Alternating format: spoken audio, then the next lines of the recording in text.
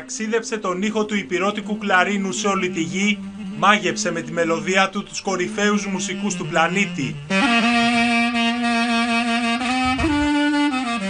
Εγώ είμαι πλήρης ευχαριστημένος γιατί ό,τι ήθελα ο Θεός μου τα έδωσε όλα. Από τα δύσκολα παιδικά χρόνια στο Δελβινάκι Πογονίου μέχρι την καταξίωση στη Νέα Υόρκη, ο Πετρολούκας Χαλκιάς έμεινε πιστός στην υπηρώτικη παράδοση.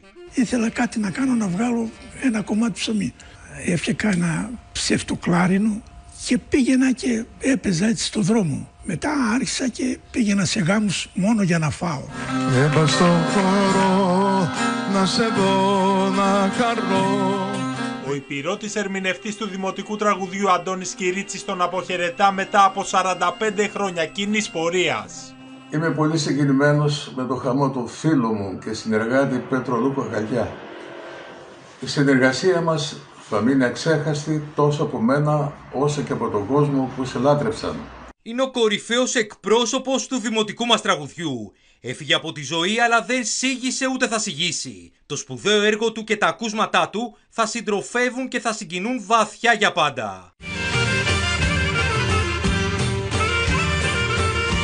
Στον ήχο του κλαρίνου του θα μείνει η πετραία γη της Υπήρου.